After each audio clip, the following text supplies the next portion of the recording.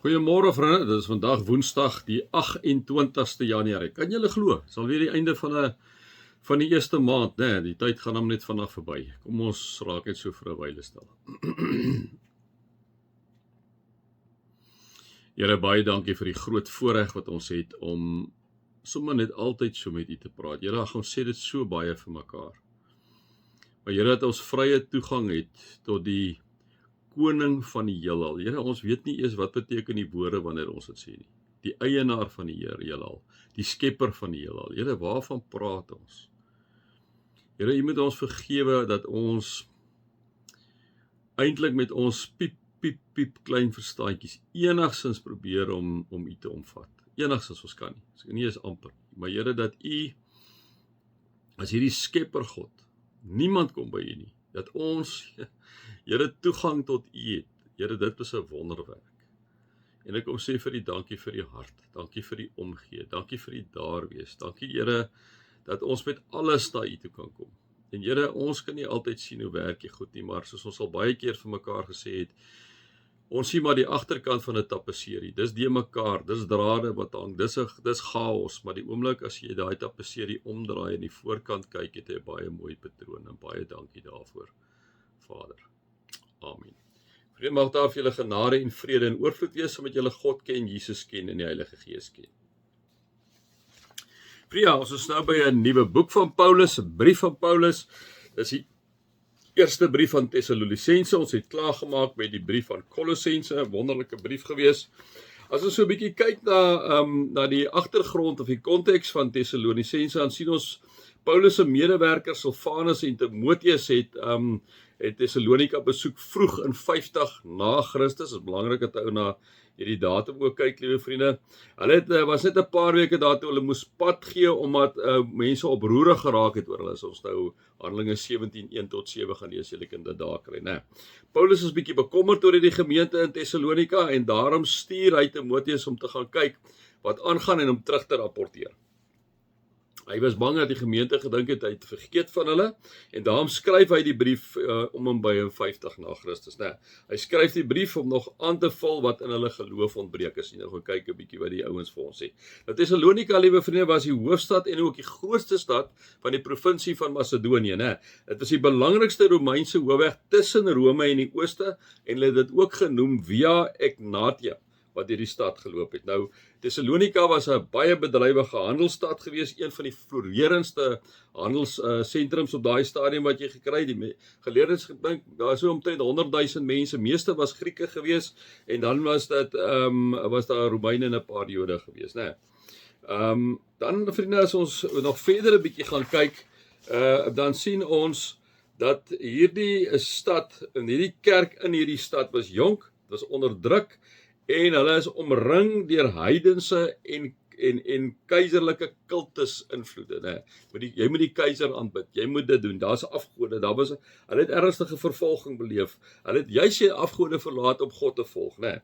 En daarom het hulle vrae gehad oor lyding en oor 'n heilig lewe en wat gebeur as gelowiges sterf. Jy kan dit dink, hulle kom nou uit die heidendom uit, raak kinders van die Here en hulle sit met hierdie goed. En daarom skryf Paulus hierdie brief om hulle inderdaad te bemoedig.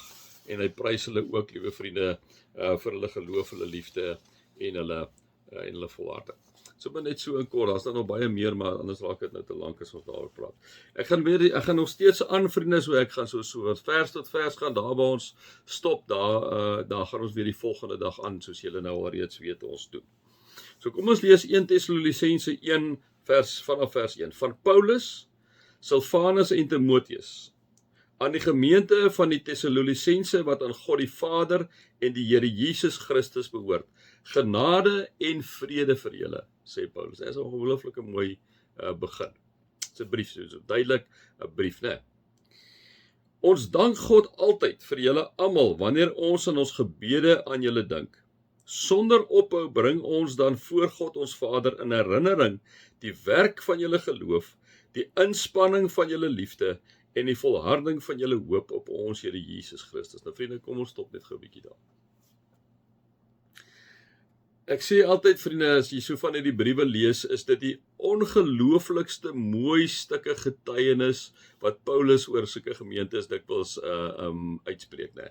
Of wat hy net sê, weet jy, ek wil vir julle kom sê, dis die volgende goed wat ek in julle waardeer. En dis weer wat hy kom, hy sê, ons dank God altyd vir julle. Ons dank God, so Paulus kom en hy sê vir hulle, ek sê vir God dankie, dankie Here vir hierdie gemeentetjie in Thessalonika, dankie Here dat daar sulke ongelooflike mooi goed met hulle is, né? En dan kom sê hy, ons sonder ophou bring ons dan voor God ons Vader in herinnering, die werk van julle geloof, né? Is dit nie prachtig nie, kom ons lees dit weer, sonder ophou bring ons dan voor God ons Vader in herinnering, die werk van julle geloof. So wat doen hulle? Hulle kom na God toe, hulle bid vir hierdie gemeentetjie en hulle sê vir die Here, hulle bring tot herinnering, hulle sê vir God, Vader, ons wil net vir julle vir u kom sê, Vader, weet u van hierdie geloof wat hulle het. Vader, sien nie daai geloof, is nie wonderlik nie, tussen hierdie heidene, tussen hierdie invloede, tussen hierdie vervolging. Vader, ons bring dit in herinnering, ons kom sê vir die Here, kyk na hierdie mense wat werklik geloof het in U. Net, dit is amazing. Ek sê baie keer vir julle, ons lees oor die goed nou. Tjoep.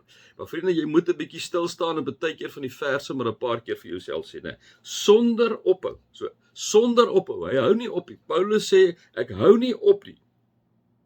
Ek bring ons dan voor God. Kom ons begin weer. Sonder ophou bring ons dan voor God die Vader in herinnering, die werk van julle geloof. So hy kom herinner God en sê, Here, kyk na daai gemeentetjie in Thessalonika, kyk na hulle geloof. Wat doen hy verder? Bring hy in herinnering voor God. Hy sê, Vader, kyk 'n bietjie na die inspanning van hulle liefde. Kyk die inspanning van hulle liefde. Here, hulle reik uit. Vader, hulle reik uit na hierdie heiden toe. Hulle draai die ander wang. Vader, kyk, ek wil jou herinner, Vader. Sonder ophou bring ons dan voor God ons Vader in herinnering die werk van julle geloof, die ongelooflike passie wat julle het, die ongelooflike manier hoe julle eenvoudig julle geloof gegrondves het in Jesus en hoe julle absoluut in liefde uitreik na die mense. Ons herinner die Vader. Ons bring dit die heeltyd onder sy aandag. En die volharding van julle hoop op ons Here Jesus Christus. Nou, en hierdie mensies wat hier in hierdie heidense omgewing vasgevang is, wat vervolg word, hulle volhard in hulle hoop op Jesus Christus. Hulle gee Jesus Christus nie prys nie, alhoewel daar so 'n klomp ander goed aangaan. Julle kan nou dink, hy's 'n florerende handelsstad, is kosmopolitaans, jy het enige ding en enige invloed en enige godsdienste is in hierdie staatjie, het maar 100,000 mense op daai stadium, nie is naaste by ons stede van vandag nie. En nou kom sê Paulus hierso, sonder ophou, aan mekaar, aanhoudend, bring ons dan voor God ons Vader in herinnering. Kom herinner ons te God, kom sê ons vir ons Vader, kyk na hulle geloof, kyk na hulle inspanning en hulle liefde en die volharding van hoop wat hulle het op Jesus Christus. Vriende, sal dit nie amazing wees as daar is oor ons as gemeente en oor julle ook so 'n absolute uitspraak is, 'n stuk getuienis is om te sê, Vader, ons wil net in herinnering bring in Sonnekus gemeente. Het jy gesien daai gemeente daar in Milnerton? Het jy gesien, hulle het 'n ongelooflike geloof. Hulle het 'n regtige liefde, hulle het 'n inspanning van hulle liefde. Hulle probeer in die gemeenskap 'n totale verskil maak sodat die gemeenskap vir u kan sien. En Vader, ek wil u herinner, Vader, dat hulle volhard in hulle hoop op Jesus Christus. Jesus is die begin en die einde van alles. Hy is die weg en die waarheid in die lewe. Vader, ons kom bring dit sonder ophou, kom herinner ons aan hierdie gemeentetjie in Milnerton, of in Melkbos, of in Plettenberg Baai, of in Australië, of wat ook al. Amazing stuk getuienis, nee. Mag mense ook so oor ons getuig, nie omdat dit oor ons gaan nie, maar omdat hulle God in ons lewens raak sien. Mag julle God se liefde ervaar, sy genade ervaar en sy teenwoordigheid ervaar. Amen.